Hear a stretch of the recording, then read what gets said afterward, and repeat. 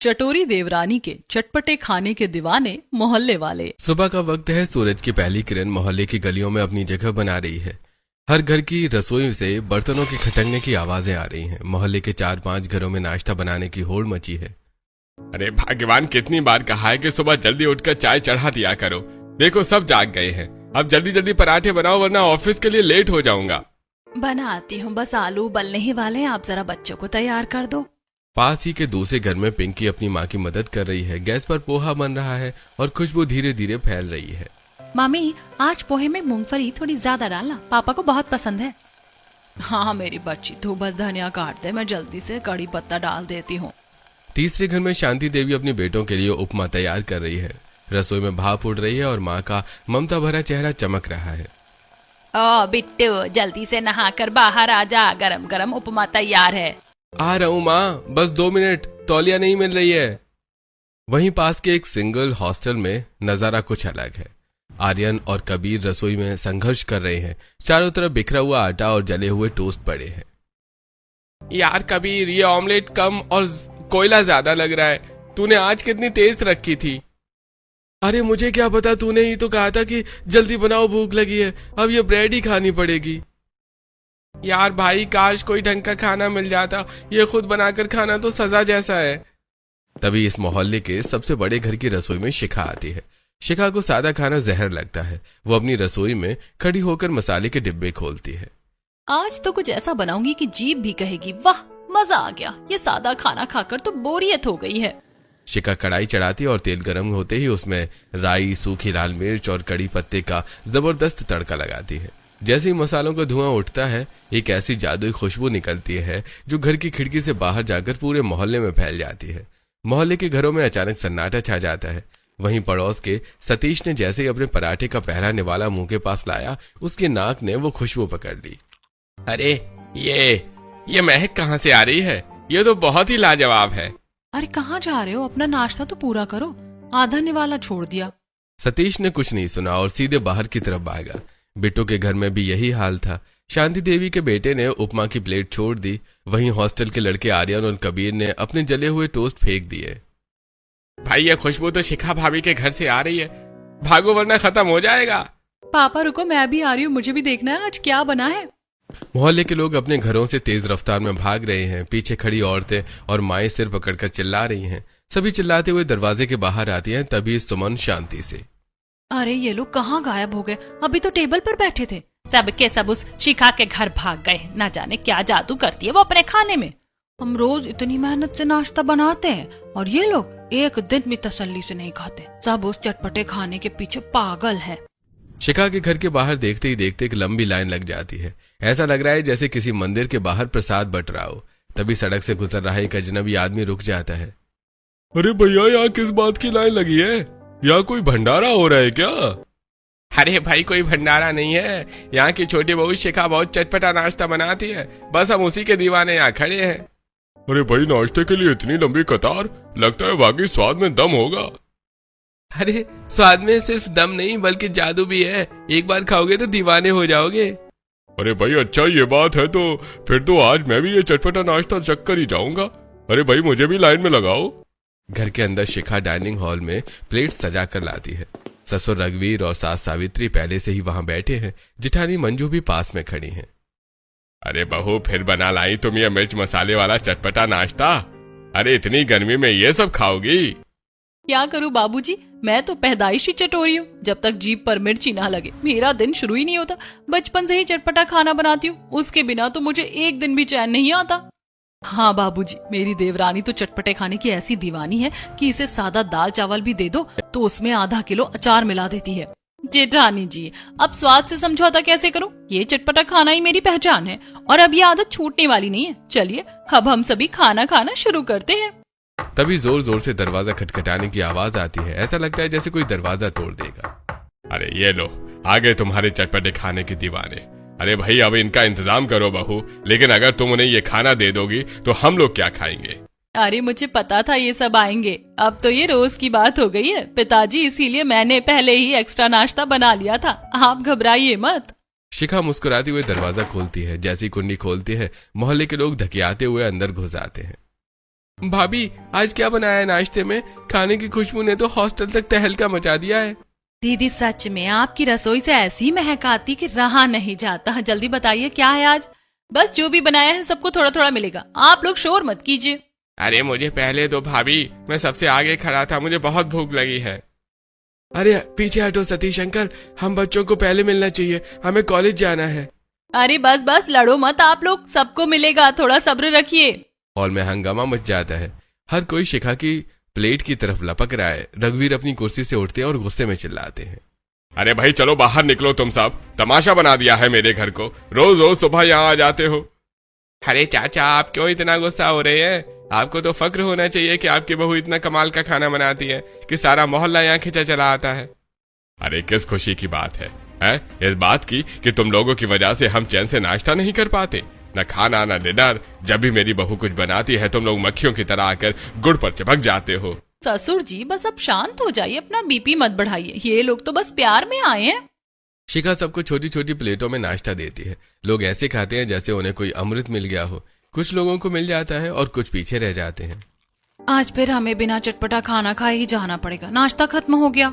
कोई बात नहीं, अगली बार थोड़ा जल्दी आएंगे, आज किस्मत खराब थी। लोग धीरे धीरे घर से बाहर निकलते हैं। उनके जाने के बाद मंजू और शिखा भी अपने परिवार वालों के साथ नाश्ता करती हैं।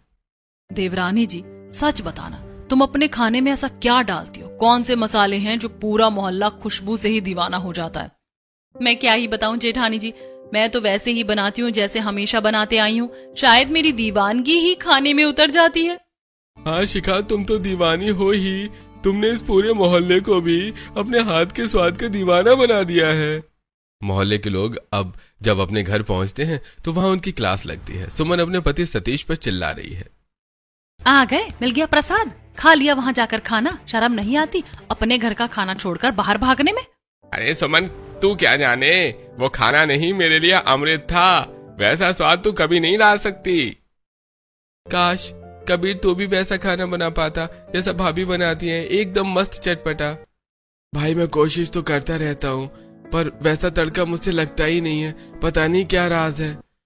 दोपहर में मोहल्ले की औरतें एक जगह इकट्ठा होती है और शिखा की चर्चा शुरू होती है। ना जाने वो कैसे खाना बनाती है कि ये मर्द हमारे खाने की तरफ देखते भी नहीं। मैं तो तंग आ चुकी हूँ खाना फेंक फेंक कर। आज तो मैं उसके घर जाऊंगी और पूछ कर ही आऊंगी कि वो क्या डालती है अपने खाने में। इतनी मेहनत से खाना बनाओ और सब कचरे में जाए, ये अब बर्दाश्त नहीं होगा। हाँ सुमन तुम सही कह रही हो, हमें उनके घर जाकर ही पूछना पड़ेगा कि आखिर वो अपने खाने में ऐसा क्या मिलाती है जिसने हमारी मुसीबत बढ़ा रखी है। अगले दिन शिखा और मंजू बाजार में मसाले खरीदने गई होती हैं और दोनों मॉल से मसाले खरीद रही थीं कि तभी मंजू शिखा से कहती है, देवरानी जी क्या क्या मसाले खरीदने हैं? घर पर मिर्च तो खत्म हो गई है शायद। हाँ जेठानी जी, धनिया और मिर्च तो लगेंगे ही, पर कुछ स्पेशल मसाले भी चाहिए। आज मैं चाइनीज भेल और पापड़ी चाट बनाने वाली हूँ। अरे बाबा, फिर तो आज मोहल्ला सर पर होगा। थोड़ा एक्स्ट्रा ही सामान ले लो, तुम्हें तो पता ही है कि खुशबू पहलते ही सब आ जाएंगे। हाँ जेठानी जी, मैं तो एक्स्ट्रा मसाले ही खरीद रही हूँ। मुझे पता है कि जैसे ही मेरे मसाले की खुशबू मोहल्ले में फैलेगी तो सभी दीवानों की तरह मेरा खाना खाने के लिए आ जाएंगे। दोनों देवरानी जेठानी मसाले और सब्जियां खरीद कर बाजार से लौट रही होती हैं कि तभी औरतों की एक टोली उनका रास्ता रोक लेती है। अरे ये पूरी पलटन आज हमारा रास्ता क्यों रोक कर खड़ी है? क्या बात है? हम क्या बताएं मंजू, तुम्हारी देवरानी से पूरा मोहल्ला परेशान है। इसने सबकी नाक में दम कर रखा है, खुद तो चैन से घर में बैठी रहती है और हम लोग रोज रोज परेशान होते हैं। अरे अब मैंने क्या कर दिया? मैंने तो कुछ कहा भी नहीं। अब ऐसे बन रही हो जैसे कुछ पता ही नहीं। तुम्हारे इस चटपटे खाने के शौक ने हमारे घरों की शांति छीन ली है। हमारे घरों के लोग तुम्हारे खाने के इतने दीवाने हैं कि किसी को भी घर का खाना पसंद नहीं आ रहा। जैसे ही खुशबू आती है लोग भाग खड़े होते हैं। अरे लेकिन इसमें मेरी क्या गलती है? अगर कोई मेरे घर का खाना खाने के लिए आएगा तो मैं उसे भगा थोड़ी दूंगी। और फिर आपको तो खुश होना चाहिए कि मैं सबको इतना अच्छा खाना खिलाती हूँ। किस बात की खुशी? हम रोज इतनी मेहनत करते, अपने परिवार के लिए खाना बनाते, लेकिन जैसे ही तुम्हारे किचन से मसाले की खुशबू आती है हमारे परिवार वाले खाना खाना छोड़ देते हैं और तुम्हारे घर की तरफ भागते हैं और हमें खाना फेंकना पड़ता है। हमारे घर वाले तो सपने भी तुम्हारे खाने के देखते हैं। वाह, मतलब मैं इतनी फेमस हो गई हूँ। मुझे तो अब अपना रेस्टोरेंट खोल लेना चाहिए। रेस्टोरेंट बाद में खोलना, पहले ये बताओ कि तुम क्या मसाले यूज करती हो खाने में? कुछ खास नहीं, बस मसालों को पहले भूनती हूँ, फिर उन्हें पीसती हूँ और फिर तड़का लगाती हूँ। बस बहुत मेहनत और लगन के साथ खाना बनाती हूँ, इसीलिए खाने की खुशबू धीरे धीरे फैलने लगती है और वो फैल कर आप लोगों के घर तक चली जाती है। हम भी तो यही करते हैं, हम भी तो मसाले को अच्छी तरह भूनते हैं, उनमें अच्छी अच्छी चीज डालते हैं, पर हमारे खाने में वो बात नहीं आती जो तुम्हारे हाथ में। जरूर तुम कुछ अलग डालती हो खाने में, जिसने सबको दीवाना बना रखा है तुम्हारे खाने का। दीदी, मैं बचपन से ऐसा ही खाना बनाती आई हूँ, एक दिन में ये स्वाद नहीं आता, प्रैक्टिस करनी पड़ती है। आप लोग भी हर दिन मेहनत और लगन से खाना बनाइए और खाना बनाते समय पूरा ध्यान सिर्फ खाना बनाने में ही लगाइए। देखिए आपके हाथों में भी स्वाद का जादू आएगा। अरे इतना टाइम किसके पास है प्रैक्टिस के लिए? जिसे खाना है खाए, नहीं खाना ना खाए, हम इतनी मेहनत नहीं करेंगे। अब औरतें बड़बड़ाते हुए चली जाती हैं और शिखा मंजू के घर पहुंच जाती है। शाम का समय है। शिखा फिर से रसोई में मोर्चा संभालती है। देवरानी जी, फिर शुरू हो गई। रोज रोज ये चटपटा खाकर बोरियत नहीं होती तुम्हें? चटपटा खाकर भला कौन बोर होता है जेठानी जी? मेरी जुबान को तो नई ताजगी मिलती है। जब तक तीखा चटपटा ना खाऊं मेरी आंखें ही नहीं खुलती। अच्छा, मतलब तुम्हारी हर सुबह चटपटी होनी चाहिए। बिल्कुल दीदी, अगर किसी दिन सादा खाना खा लूं तो लगता है जैसे पेट भरा ही नहीं। आप भी खाकर देखो, मेरी दीवानी ना हो जाओ तो कहना। नहीं बाबा, मुझे नहीं होना दीवानी, पूरा मोहल्ला पहले ही तुम्हारे पीछे पागल है, वो काफी है। मैंने कब कहा था कि सब मेरे पीछे आए, पर अब आ जाते हैं तो क्या करूं? अब भला तुम कर ही क्या सकती हो, इसीलिए चुपचाप अपना काम करो। मैं सादी दाल रोटी बनाती हूँ, घर वाले इंतजार कर रहे होंगे। शिखा अपनी पापड़ी चाट की तैयारी में जुट जाती है। वो सबसे पहले आलू को उबालती है और मैदे की रोटियां बनाकर उन्हें कुरकुरा तल लेती है। फिर आलू का चटपटा तड़के वाला भरता बनाती है। उसके बाद उसे प्लेट में निकालकर पापड़ी को टुकड़े टुकड़े करके ऊपर डालती है। फिर दही, इमली की चटनी, कुछ मसाले, हरी धनिया डालकर पापड़ी चाट तैयार करती है। और वहीं मंजू सादी दाल बना रही थी। दूसरी तरफ मोहल्ले के घरों में सन्नाटा पसरा हुआ है। सुमन, आज खाना नहीं बनाना है क्या? रसोई से कोई आवाज नहीं आ रही है। क्या मतलब, खाना बनाकर फिर से नाली में फेंकना है क्या? अभी वो शिखा अपना तड़का लगाएगी और तुम लोग वहाँ भाग जाओगे। कबीर, मैं तो सोच रहा हूँ एक स्टार्टअप खोल लूँ, एक 5 स्टार रेस्टोरेंट, और भाभी को हेड शेफ बना दूं। हमारा बिजनेस चमक जाएगा। प्लान तो जबरदस्त है भाई, भाभी के खाने के दीवाने तो पहले दिन ही भीड़ लगा लेंगे। तभी शिखा का नाश्ता तैयार हो जाता है और वो हॉल में लेकर आती है। चलिए सब लोग खाइए, गरम गरम पापड़ी चाट तैयार है। अरे खाएं कैसे बहू, तुम्हारे दीवाने अभी दरवाजे पर दस्तक देते ही होंगे। जैसे ही शिखा ने प्लेट रखी, उसकी पापड़ी चाट की खुशबू बिखरने लगी। खिड़कियों से निकलकर खुशबू पूरे मोहल्ले में महक फैल गई। खुशबू सूंघकर मोहल्ले वाले दीवाने हो गए और अपने घरों से भाग भाग कर फिर से शिखा के घर की तरफ खिंचे चले आए। दरवाजा खुला था, इसलिए सब सीधे अंदर घुस गए। अरे भाभी, आज अकेले अकेले पापड़ी चाट खा रही हैं, हमें भूल गई। क्या करूं, आप लोग भूलने देते ही कहाँ हो?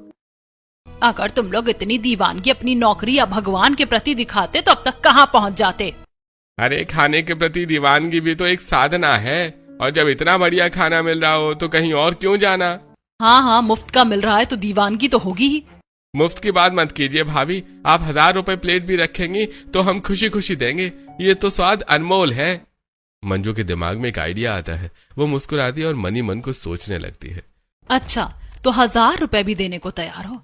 अब मैं तुम्हें बताती हूँ कि असली स्वाद की कीमत क्या होती है। अब लोग नाश्ता करके चले जाते हैं, शिखा चाट पापड़ी खाते हुए। वाह, मुझे तो खुद पर नाज है। मैं खुद भी चटपटा खाना खाती हूँ और सबको खिलाकर खुश भी कर देती हूँ। ऐसा कहते हुए शिखा और मंजू दोनों डाइनिंग टेबल से सारे झूठे बर्तन इकट्ठा करती हैं और ले जाकर किचन में धोने लगती हैं। मंजू बर्तन धोते हुए मनी मन को सोचने लगती है। तब शिखा कहती है, अरे जेठानी जी, आप क्या सोच रही हो? देवरानी जी, इन मोहल्ले वालों से कह दिया करो कि कम से कम झूठे बर्तन तो साफ कर दिया करें। आइडिया तो अच्छा है जेठानी जी, शायद बर्तन धोने के नाम से ये लोग आना बंद कर दें। अब मैं एक तख्ती बनाऊंगी जिस पर रेट लिखा होगा। देखते हैं कितने दीवाने बचते हैं। अगले दिन शाम को शिखा रसोई में पनीर, 2 प्याजा और लच्छेदार पराठे बना रही है। मंजू घर के बाहर एक बोर्ड लेकर खड़ी हो जाती है। धीरे धीरे पनीर, 2 प्याजा और लच्छा पराठे की खुशबू मोहल्ले में फैलने लगती है। लोग दीवानों की तरह भागकर शिखा के घर के बाहर आ जाते हैं। तब मंजू उनसे कहती है, रुक जाओ सब, अंदर जाने से पहले इस बोर्ड को देख लो। बोर्ड पर लिखा है चटपटा खाना 1000 रुपए प्रति प्लेट। ये देखकर लोग हैरान रह जाते हैं। ये क्या है भाभी, नाश्ते के पैसे? हाँ, कोई भी चीज मुफ्त में नहीं मिलती। अब बताओ किसे खाना है? अरे भाभी, पैसे की क्या बात है, मेरे पास कैश है, मैं तो खाऊंगा ही। मैं तो पैक करवा कर हॉस्टल भी ले जाऊंगा, ये लो पैसे। वैसे भाभी जी, क्या कोई और ऑप्शन नहीं है? क्योंकि मेरे पास तो इतने पैसे नहीं हैं और मुझे हर हाल में चटपटा खाना खाना है। अब मंजू दंग रह जाती है। 1000 रुपए देने के बाद भी लोग अंदर जा रहे हैं। शिखा सभी को थोड़ा थोड़ा खाना सर्व करती है। सभी लोग खाने को प्रसाद समझकर खाते हैं और फिर जाने लगते हैं। तब शिखा उन लोगों से कहती है, अरे रुकिए, आप लोग कहाँ चल दिए? बस खाना खा लिया, अब अपने अपने घर जा रहे हैं। खाना तो आप लोगों ने खा लिया, लेकिन ये जूठे बर्तन कौन धोएगा? झूठे बर्तन धोने पड़ेंगे? हाँ, जाने से पहले सबको अपने अपने जूठे बर्तन धोने होंगे। मैं चटपटा खाना बनाती हूँ और आप सभी लोग खाने के लिए आ जाते हो और फिर जूठे बर्तन मुझे धोने पड़ते। मैं अकेली जूठे बर्तन नहीं धोऊंगी। अगर आपको चटपटा खाना खाना है तो जूठे बर्तन धोने होंगे। बाहर जेठानी पैसे वसूल रही है, अंदर देवरानी बर्तन धुलवा रही है। क्या जेठानी जी पैसे वसूल रही हैं? हाँ, वो बाहर बोर्ड लेकर खड़ी हुई है। तभी मंजू वहां पर आ जाती है और, देवरानी जी, मैंने सोचा था पैसे सुनकर ये सभी भाग जाएंगे, पर ये तो और भी बड़े पागल निकले। तुम्हारे खाने ने न जाने इन्हें कितना पागल बना दिया है कि ये पैसे देकर खाना खाने को भी तैयार हैं। भाभी, आपके खाने के लिए अगर हमें एक दूसरे का सिर भी फोड़ना पड़े ना, या खिड़की से भी आना पड़े, तो भी हम पीछे नहीं हटेंगे। समय बीतता गया और मोहल्ले वालों का पागलपन कम होने की बजाय और भी बढ़ता चला गया। शिखा के हाथ के मसालों का जादू अब एक लत बन चुका था। हर घर की रसोई में कलेश होने लगा था, क्योंकि घर की औरतों को बनाया सादा खाना अब मर्दों और बच्चों को जहर जैसा लगने लगा था। हमेशा की तरह आज भी शिखा खाने में कुछ नया बना रही थी। आज वो नई तरीके से इडली और सांभर बना रही थी। उसे इडली सांभर बनाते देखकर मंजू कहती है, देवरानी जी, आज तुम्हारे इडली सांभर से खुशबू तो बहुत अच्छी आ रही है। आज तो मेरा भी मन कर रहा है कि तुम्हारे इडली सांभर को पेट भर कर खाऊं। क्यों नहीं जेठानी जी, बस इडली सांभर बनने ही वाला है, फिर हम सब मिलकर मन भरकर इडली सांभर खाएंगे। अरे देवरानी जी, मोहल्ले वाले तुम्हारे खाने कितने दीवाने हैं कि वो हमें तो तुम्हारे हाथ का बना खाना खाने ही नहीं देते। हमारी बारी आने से पहले ही खाना खत्म हो जाता है। अरे जेठानी जी, आप चिंता मत कीजिए, मैंने एक्स्ट्रा ही बनाया है। थोड़ी देर बाद शिखा डाइनिंग टेबल पर इडली और सांभर लगा देती है। इडली और सांभर की खुशबू फैलने लगती है। सभी लोग जैसे ही नाश्ता करना शुरू करते हैं, तभी मोहल्ले वाले घर के अंदर आ जाते हैं। भाभी जी, आज तो पक्का आपने इडली और सांभर बनाया है, खुशबू दूर तक फैल रही है। लाइए, हमें भी थोड़ा सा खिला दीजिए। हाँ भाभी जी, चटपटे खाने की खुशबू सुनकर तो हमें और ज्यादा भूख लग गई है, बस थोड़ा सा ही दे दीजिए। देखा देवरानी जी, मैंने कहा था ना कि हमें तो खाने को ही नहीं मिलेगा। लो अब देख लो, चटोरी देवरानी के चटपटे खाने के दीवाने मोहल्ले वाले भीड़ लगा कर खड़े, अब शायद हमें भी खाने को ना मिले। शिखा धीरे से हाँ में सिर हिलाती है और सभी लोगों को थोड़ा थोड़ा इडली सांभर देती है। सभी लोग इडली सांभर खाकर खुश होकर चले जाते हैं। ऐसे कुछ दिन बीतते हैं। एक दिन खाना देखकर सतीश मुंह बनाते हुए कहता है, अरे ये कैसा खाना बनाकर लाई हो, इसमें तो बिल्कुल स्वाद ही नहीं है। मुझे तो शिखा भाभी का बनाया हुआ चटपटा खाना ही अच्छा लगता है। अरे मैं रोज कोशिश तो करती हूँ शिखा की तरह चटपटा खाना बनाने की, लेकिन अगर मुझसे नहीं बनता तो मैं क्या करूँ? तो वहीं दूसरी तरफ अपने घर में पिंकी अपनी माँ से कहती है, ये क्या है माँ, तुम्हारे खाने में तो बिल्कुल भी स्वाद नहीं है। शिखा भाभी कितना चटपटा खाना बनाती है, तुम्हें वैसा खाना बनाना चाहिए, मुझे नहीं खाना। तो वहीं कांता अपने घर में, इतनी मेहनत करके खाना बनाती हूँ, अब चुपचाप खा लो, तुम लोग ज्यादा नखरे मत करो वहीं हॉस्टल में। कबीर, हमने कितनी तरह से ट्राई किया और कितने अलग अलग मसाले डालकर खाना बनाकर देखा, लेकिन वो शिखा भाभी के हाथों का चटपटा स्वाद आ ही नहीं रहा है। और उसके बिना तो मन मानता ही नहीं है कि लगता है कि हमें उनसे क्लासेस लेनी पड़ेंगी। अब शाम को सभी औरतें मोहल्ले के बाहर इकट्ठा होकर बातें करते हुए, पता नहीं शिखा के खाने में ऐसा क्या जादू है कि हम लोगों के हाथ का खाना किसी को अच्छा ही नहीं लगता। सही कह रही है सुमन, मेरे घर का भी यही हाल है। बिट्टू तो अब घर पर खाना ही नहीं मांगता, सीधे शिखा की खिड़की के बाहर खड़ा हो जाता है। उधर शिखा के घर में मंजू और शिखा रसोई में बैठी बातें कर रही हैं। शिखा अपने नई डिश दही भल्ले और छोले कुलचे की तैयारी कर रही है। देवरानी जी, मैंने सोचा था कि पैसे मांगने और बर्तन धुलवाने के बाद ही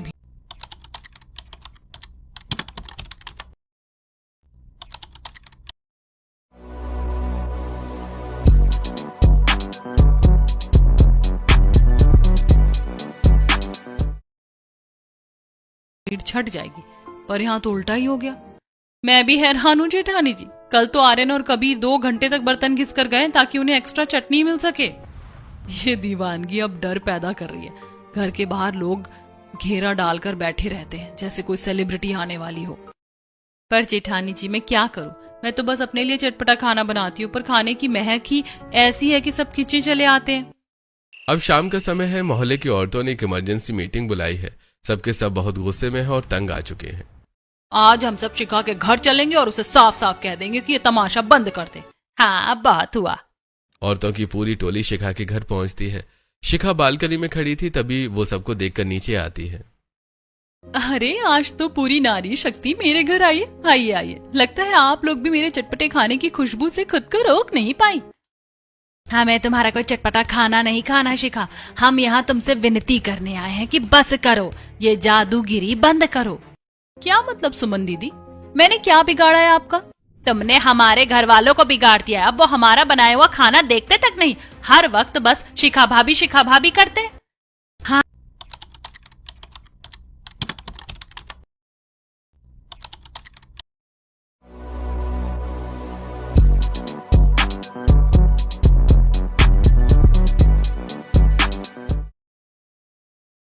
हाँ, तंग आ चुके हैं अपनी मेहनत को कचरे के डिब्बे में जाते देख। तुम्हारे खाने की वजह से हमारे खाने की कोई कदर नहीं होती। दीदी, मैं तो बस अपनी पसंद का खाना बनाती हूँ। अब आपके घर वाले मेरे घर आते हैं तो इसमें मेरी क्या गलती है? तो तुम ऐसा कुछ करो कि वो तुम्हारे घर ना आ सके। कुछ भी करो, पर ये खुशबू बाहर नहीं आनी चाहिए। देखिए, जब तक वो आते रहेंगे मैं मना नहीं कर पाऊंगी। आप लोग ही उन्हें रोकिए। हमने तय किया है कि अब से जब भी आप खाना बनाएंगी, हम अपने घरों के दरवाजे और खिड़कियां बंद कर लिया करेंगे। ये तो अच्छा आइडिया है, और मैं भी अपने दरवाजे बंद कर लिया करूंगी। देखते हैं महक कैसे जाती है बाहर। हाँ, ये सही रहेगा। ना महक बाहर जाएगी, ना ये भूखे लोग अंदर आएंगे। अब सभी खुश होकर अपने अपने घर चले जाते हैं। अगले दिन से ऑपरेशन लॉक शुरू होता है। शिखा ने रसोई में छोले कुलचे चढ़ाए और मंजू ने घर के दरवाजे पर खिड़कियां बंद कर दी। आज मैं मन भरकर अपना बनाया चटपटा खाना खा सकती हूँ। कोई मुझे डिस्टर्ब करने नहीं आएगा। हाँ देवरानी जी, आज घर में कितनी शांति है, कोई शोर नहीं, कोई लाइन नहीं। लेकिन उधर मोहल्ले के बाकी घरों में बेचैनी बढ़ने लगी। औरतों ने मर्दों को कमरे में बंद कर दिया था और चाबियां अपने पास रख ली थी। सुमन, दरवाजा खोलो, मुझे बाहर जाना है, घुटन हो रही है। कोई घुटन नहीं हो रही, चुपचाप बैठकर सादी खिचड़ी खाओ। आज शिखा के यहाँ से खुशबू नहीं आने दूंगी। तू क्या रोकेगी? ये देख, खिड़की की दरारों से महक आ रही है। वो छोले बना रही है, मुझे पता है। मोहल्ले के मर्दों और हॉस्टल के लड़कों का सब्र जवाब देने लगा। दरवाजे बंद थे, ताले लगे थे, लेकिन उनकी दीवानगी की कोई सीमा नहीं थी। कबीर, गेट लॉक है, पर पाइपलाइन तो खुली है ना? क्या मतलब? तू पाइप से नीचे उतरने की सोच रहा है? और नहीं तो क्या, भाभी के छोलों के लिए मैं तीसरी मंजिल से भी कूद सकता हूँ। रस्सी निकाल तू। देखते ही देखते मोहल्ले में एक अजीब नजारा दिखने लगता है। लोग दरवाजों से नहीं बल्कि खिड़कियों से बाहर आने लगे। पाइपों के सहारे लोग नीचे उतर रहे थे। सुमन ने सोचा, ताला लगा देगी तो मैं रुक जाऊंगा। सतीश अपनी बालकनी से साड़ी बांधकर नीचे उतरता है। उधर हॉस्टल के लड़के पाइप से सरकते हुए नीचे आते हैं। सबके सब दबे पांव शिखा के घर की तरफ भागते हैं। इधर जब औरतों ने अपने घर के ताले खोले और देखा तो मर्द वहां नहीं थे। वो हैरान रह गईं। दूसरी तरफ शिखा के घर के भी सारे दरवाजे बंद थे। मंजू हॉल में बैठी हुई मुस्कुरा रही थी कि आज कोई नहीं आएगा। यही सोचते हुए वो डाइनिंग टेबल पर लाकर सभी को खाना सर्व करती है और खुद भी खाना खाने बैठती है। थोड़े सा खाना देखकर रघुवीर कहता है, अरे भाई बहू, इतना कम खाना क्यों बनाया तुमने? तुम्हें पता है ना कि तुम्हारे खाने के दीवाने आते ही होंगे। अरे नहीं पिताजी, कम इसलिए बनाया है कि आज सिर्फ हम ही लोग खाना खाएंगे। अच्छा, इसका मतलब है कि इतनी जल्दी इन लोगों की दीवानगी खत्म हो गई? दीवानगी खत्म नहीं हुई माँ जी, लेकिन मैंने उनके घर के अंदर आने का रास्ता बंद कर दिया, बाहर ताला लगाकर। तभी लोगों के दरवाजा खटखटाने की आवाज आती है, जिसे सुनकर रवि कहता है, दरवाजा खोल दो वरना ये लोग तोड़ देंगे। नहीं, मैं नहीं खोलूंगी। ये कैसी आवाज है? ऊपर बंदर आ गए क्या? मंजू ने जैसे खिड़की का पर्दा हटाया, उसकी चीख निकल गई। खिड़की के पार सतीश लटके हुए थे। अरे भाभी, दरवाजा तो आपने बंद कर रखा है, पर खिड़की तो खुली है ना, जगह दीजिए, मैं अंदर आ रहा हूँ। अरे सतीश भाई साहब, आप पागल हो गए हैं क्या? इतनी ऊंचाई से लटक कर आ रहे हैं, गिर गए तो पुलिस केस हो जाएगा। अरे भाभी, शिखा के हाथ के छोलों के लिए अगर पैर भी टूट जाए तो मलाल नहीं होगा, बस थोड़ा सा साइड हो जाइए। एक एक करके खिड़की से लोग अंदर कूदने लगे। आर्यन, कबीर और मोहल्ले के 3-4 और लोग हॉल के अंदर खड़े थे। शिखा ये मंजर देखकर दंग रह गई। हे भगवान, ये क्या देख रही हूँ मैं? आप लोग खिड़की कूद कर आ रहे हैं। भाभी, आपने रास्ता बंद किया तो हमें अपनी जान जोखिम में डालनी पड़ी। अब जल्दी से खाना दे दीजिए, बहुत मेहनत लगी है यहाँ पहुँचने में। आप लोग पागल हो गए हैं? अगर किसी को चोट लग जाती तो? क्या आप लोगों के घर में खाना नहीं बनता या मुफ्त का खाने की आदत पड़ गई है? हाँ, मुफ्त का मिल रहा है ना, तभी तो बंदरों की तरह कूद रहे हैं। नहीं बहू, ये मुफ्त की बात नहीं है, ये सच में इनकी दीवानगी है। मुफ्त के खाने के लिए कोई अपनी जान हथेली पर रखकर खिड़की से नहीं कूदता। पर माँ जी, ये कब तक चलेगा? मैं तो परेशान हो गई हूँ। तभी दरवाजे के बाहर शोर मचने लगा। मोहल्ले की औरतें अपनी अपनी चाबियां लेकर वहां पहुंच गई थी। वो भी ये सब देखकर हैरान थी कि उनके मर्द खिड़की से गायब होकर यहाँ पहुंच गए। अजी, तुम तो साड़ी बांध कर नीचे उतरा। मेरी सबसे महंगी सिल्क की साड़ी खराब कर दी तुमने। साड़ी नहीं आ जाएगी सुमन, पर ये मौका हाथ से चला गया तो दिल दुखेगा। अब मैं क्या ही कहूँ, मैंने तो अपने बेटे को रस्सी से बांध कर बिठाया था, वो रस्सी ही काट कर भाग गया। दीदी, अब आप ही बताइए मैं क्या करूँ? मैंने तो दरवाजे बंद किए थे, पर ये लोग तो दीवारों पर चढ़ रहे हैं। शेखा, तुम एक काम करो, तुम ये चटपटा खाना बनाना ही बंद कर दो। हम सबकी खातिर सादा खाना खाना शुरू कर दो। दीदी, ये मैं नहीं कर सकती। मैं चटपटे खाने के बिना नहीं रह सकती। मुझे खुद को ये स्वाद चाहिए। ये तो बड़ी समस्या है, ना ये लोग सुधरेंगे ना शिखा बदलेगी। सभी लोग मायूस होकर अपने घर चले जाते हैं। रात का समय है। शिखा और मंजू अपने कमरे में बैठी हैं। दोनों के माथे पर चिंता की लकीरें हैं। देवरानी जी, कुछ तो सोचो, नहीं तो ये मोहल्ले वाले ऐसे ही हमें परेशान करते रहेंगे। घर अब घर नहीं रहा, ढाबा बन गया है। जेठानी जी, आप ही कुछ सोचिए। मैं भी अब तंग आ चुकी हूँ इस दीवानगी से। मुझे भी अब अपना खाना शांति से खाना है। देवरानी जी, एक बात बताओ, जो काम तुम कर रही हो, अगर वही काम मोहल्ले की बाकी औरतें करने लगे तो? मतलब क्या वो भी मेरी तरह तड़का लगाएंगी? हाँ, अगर मोहल्ले के हर घर से वही खुशबू आने लगे तो ये लोग हमारे घर क्यों आएंगे?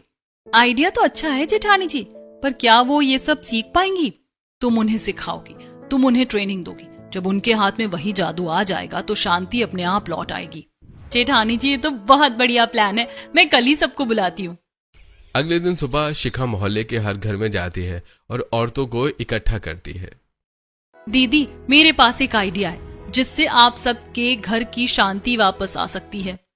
अब क्या नया नाटक है शिखा? नाटक नहीं, समाधान है। मैं आप सबको वो चटपटा खाना बनाना सिखाऊंगी जो मैं बनाती हूँ। जब आपके घर वाले आपके हाथ का वही स्वाद चखेंगे तो वो मेरे घर की खिड़कियों से नहीं कूदेंगे। क्या?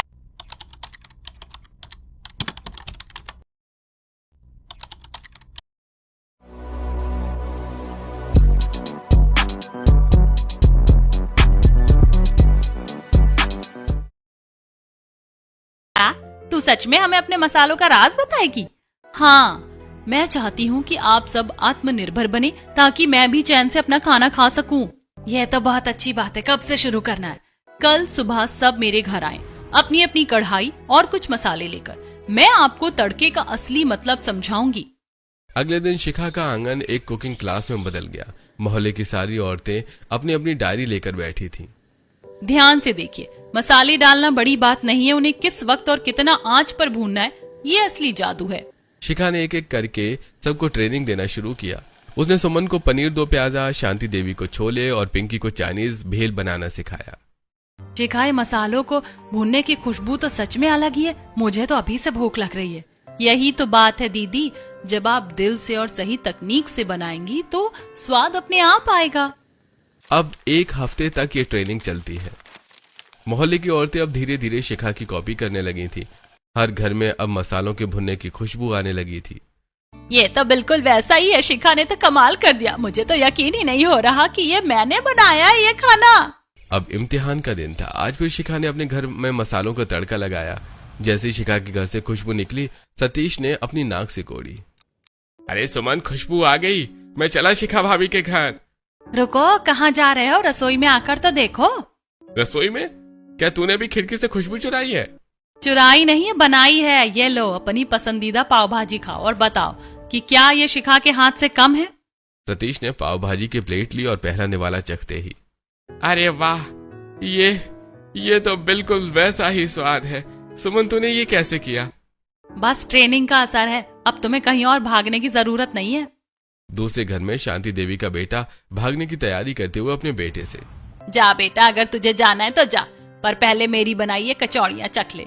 माँ, ये महक तो बिल्कुल शिखा भाभी जैसी है, आपने कब सीखा?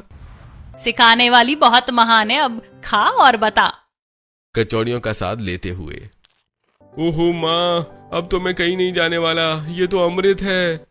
हॉस्टल में भी आर्यन और कबीर ने खुद ही कुछ नया ट्राई किया था। भाई, हमारी बिरयानी से तो पूरे हॉस्टल में आग लग गई, अब हमें भाभी के घर बर्तन घिसने की जरूरत नहीं है। सही कहा भाई, अब हम खुद का रेस्टोरेंट खोल सकते हैं। शिखा और मंजू अपने हॉल में बैठी थी। दरवाजा खुला था, खुशबू चारों तरफ फैली हुई थी, लेकिन ताज्जुब की बात यह थी कि आज कोई नहीं आया। उधर मंजू और शिखा रसोई में मसाले भूनते हुए। देवरानी जी, आधा घंटा हो गया, खुशबू मोहल्ले के आखिरी छोर तक पहुंच गई होगी, पर दरवाजा अभी भी सूना है। लगता है मेरा तीर निशाने पर लग गया जेठानी जी, मोहल्ले की औरतों ने कमान संभाल ली है। सच में? हाँ देखिए, बाहर सन्नाटा है, सब अपने अपने घर में चटकारे ले रहे हैं। देवरानी जेठानी खाना बनाकर डाइनिंग टेबल पर लगा देती हैं और सभी लोग खाना खाने लगते हैं।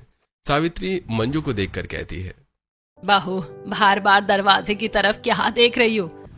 माँ जी, बस देख रही हूँ कि आज देवरानी के खाने की खुशबू से चटोरी देवरानी के चटपटे खाने के दीवाने मोहल्ले वाले अभी तक नहीं आए।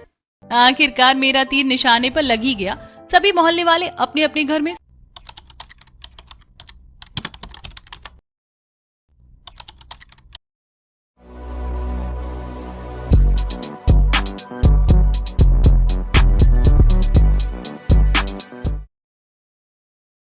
सुकून से चटपटा खाना खा रहे होंगे।